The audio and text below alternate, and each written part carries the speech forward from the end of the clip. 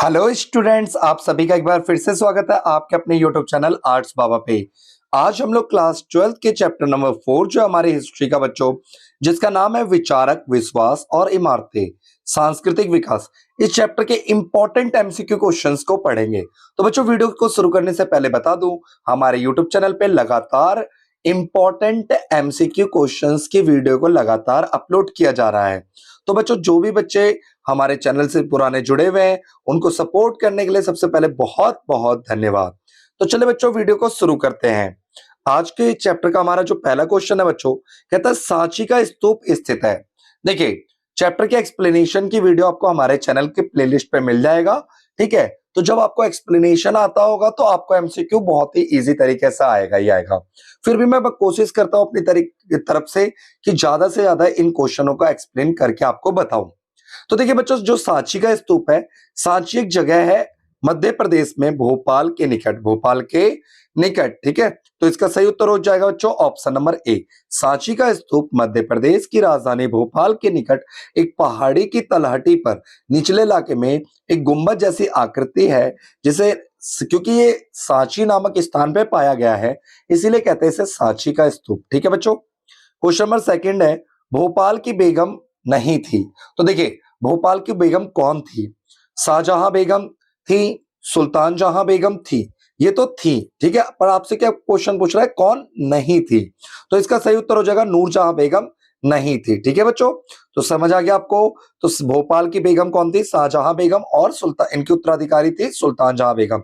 शाहजहां बेगम और सुल्तान जहां बेगम का बहुत ज्यादा योगदान रहा था सांची के स्तूप का संरक्षण में, ठीक है, इनकी इसकी देखरेख में।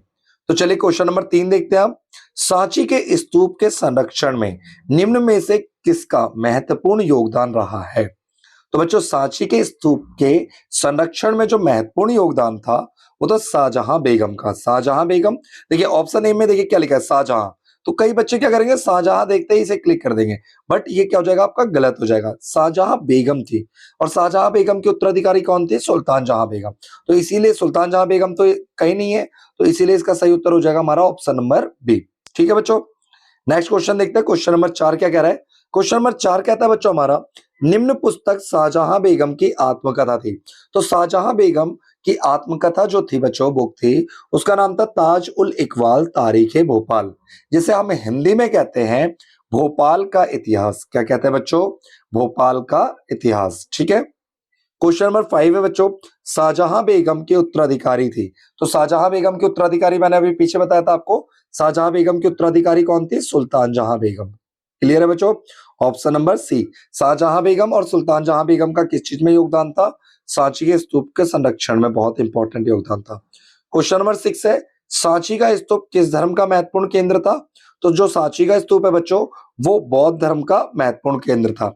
सांची के स्तूप की खोज के बाद ही हमें आरंभिक बौद्ध धर्म के बारे में जानकारी मिली थी, ठीक है बच्चों।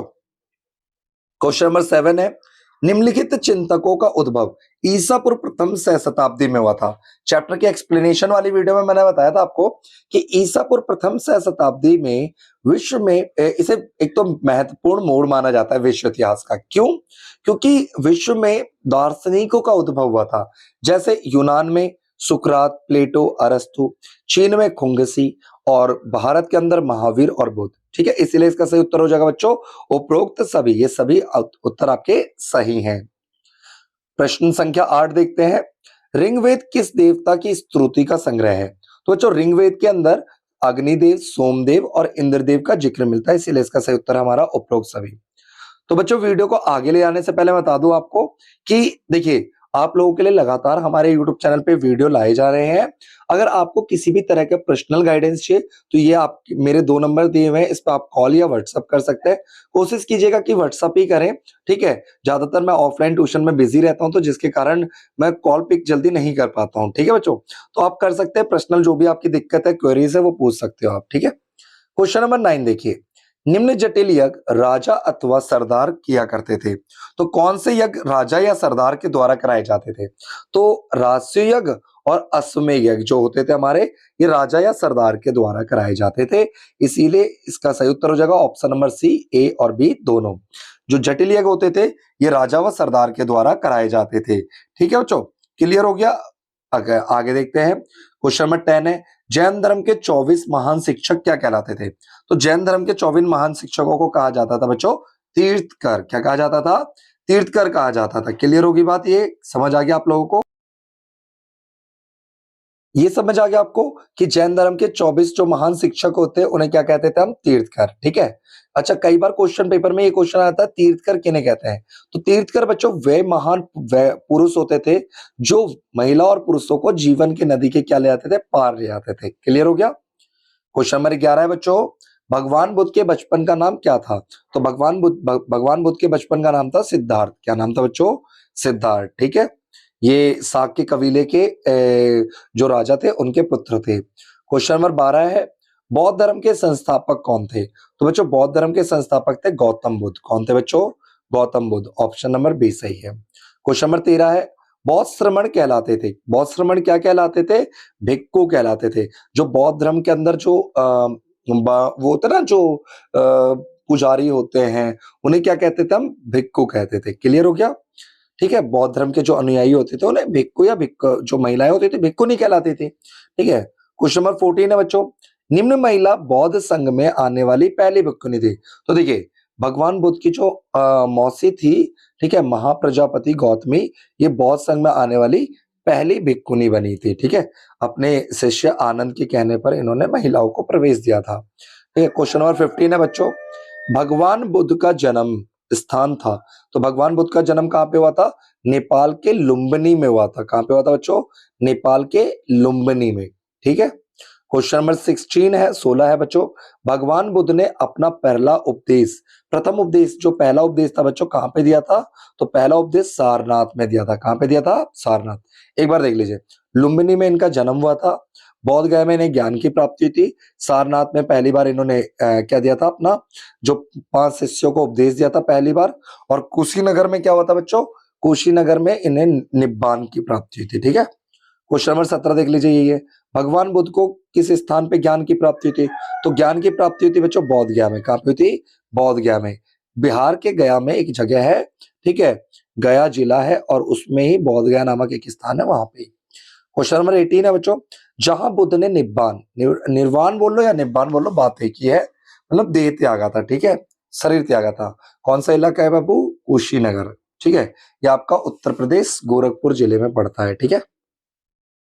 क्वेश्चन नंबर 19 देखेंगे बच्चों, स्तूप का संस्कृत अर्थ क्या होता है? स्तूप का मतलब होता है बच्चों टीला। क्या होता है? टीला। इसीलिए इसका सही उत्तर हो गया हमारा सी। कहा जाता है सबसे पुराना जो सबसे बड़ा जो और सुंदर स्तूप अमरावती का स्तूप माना जाता है, पर हमने तो इस पे जो चैप्टर है इसमें हमने मेन रूप से किस पे केंद्रित था? हमारा ध्यान पूरा सांची के स्तूप पे था। ठीक है। क्वेश्चन नंबर 20 है बच्चों, निम्नलिखित में से कौन सी संरचना स्तूप से संबंधित नहीं है? देखिए स्तूप के अंदर अंड था, मैंने बताया था अंड जो उसका आकार होता है अंड। गर्भगृह नहीं होता, गर्भगृह मंदिरों में पाया जाता है। हर्मिका और यष्टि पाया जाता है। ठीक है। हर्मी का ऊपर जो छज्जा होता है यष्टि, ठीक है, मस्तूल सा निकला होता है। ठीक है। यहां तक समझ आ गया आपको? उम्मीद करता हूं बच्चों। अब नेक्स्ट क्वेश्चन देखते हैं बच्चों। क्वेश्चन नंबर 21 है हमारा, निम्न स्थान पर स्तूप मिले हैं। कहां पर स्तूप मिला था? तो देखिए सांची में तो स्तूप मिला ही मिला है और अमरावती में भी स्तूप मिला है बच्चों। बात यह है कि नष्ट हो गया है। ठीक है। सांची की डेयरी में भी स्तूप मिला, तो इसका सही उत्तर हो जाएगा हमारा ऑप्शन नंबर डी, उपरोक्त सभी। ठीक है। क्वेश्चन नंबर 22वां देखेंगे हम 22, सबसे विशाल तथा सबसे शानदार बुद्ध का स्तूप था। कहां पे था? तो अमरावती का। सबसे विशाल और शानदार पूछ ले तो बच्चों अमरावती का स्तूप था। कहां का स्तूप था? अमरावती का। ठीक है। क्वेश्चन नंबर 23 है बच्चों, बौद्ध मूर्ति कला में बुद्ध के द्वारा सारनाथ में दिए गए पहले उपदेश का प्रतीक क्या था?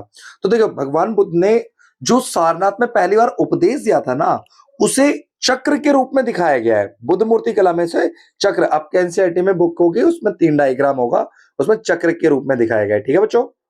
नेक्स्ट क्वेश्चन देखते हैं। क्वेश्चन नंबर 24 है हमारा, सौभाग्य लाने वाली देवी मानी जाती है। तो बच्चों सौभाग्य लाने वाली देवी किसे माना जाता है? गजलक्ष्मी को। ऑप्शन नंबर 20 का सही जो उत्तर है। क्वेश्चन नंबर 25 है बच्चों, बौद्ध धर्म की नई परंपरा, अच्छा आगे चल के क्या होता है, बौद्ध धर्म 2 हिस्सों में टूट गया। एक जो बुद्ध को मात्र इंसान मानते थे तो इन्हें कहा जाता था हीनयान। ठीक है। और जो नई परंपरा थी, जो भगवान बुद्ध को क्या मानते थे, ईश्वर मानते थे, और इसमें थेरवाद की परंपरा आ गई थी। ठीक है, तो इसी कहते थे हम क्या, महायान। ठीक है, इन महायान वालों ने पुराने वालों को क्या कहा था, हीनयान कहा था। क्लियर है बच्चों? अब देखिए नेक्स्ट क्वेश्चन देखते हैं। क्वेश्चन नंबर 26 क्या कह रहा है हमारा, निम्न मंदिर 8वीं शताब्दी में एक पुरानी पहाड़ी को काट के, ये बहुत इंपॉर्टेंट क्वेश्चन है। ठीक है, 26वां क्वेश्चन, पूरी पहाड़ी को काट के कौन सा मंदिर बनाया गया था बच्चों, कैलाशनाथ का मंदिर। और जिन्होंने ये बनाया था ये मंदिर, उन्होंने खुद कहा था इस मंदिर के पूरा होने के बाद, हे भगवान ये मैंने क्या बना दिया है। ठीक है, क्वेश्चन नंबर 27, भारत के उत्तर पश्चिम नगरों में मिली बौद्ध मूर्तिकला पर प्रभाव है, किसका प्रभाव है, तो बौद्ध मूर्तिकला पे यूनानी प्रभाव मिला है। किसका प्रभाव मिला है, यूनानी। तो बच्चों यहीं पे इस वीडियो को हम समाप्त करते हैं। अगर आपको कोई भी दिक्कत लगती है तो आप हमें व्हाट्सअप कर सकते हैं। वीडियो को अंत तक देखने के लिए बहुत बहुत धन्यवाद। अगर आपको वीडियो में कोई भी दिक्कत लगती है तो आप हमें कमेंट करके बता सकते हैं। आपको मैंने व्हाट्सअप नंबर दे दिया अपना, लिख लीजिए एक और बार, 7042387338। ठीक है, ये मेरा व्हाट्सअप नंबर है बच्चों। इस व्हाट्सअप नंबर पे आप लोग मुझे मैसेज कर सकते हैं। ठीक है, तब तक के लिए जय हिंद, जय भारत।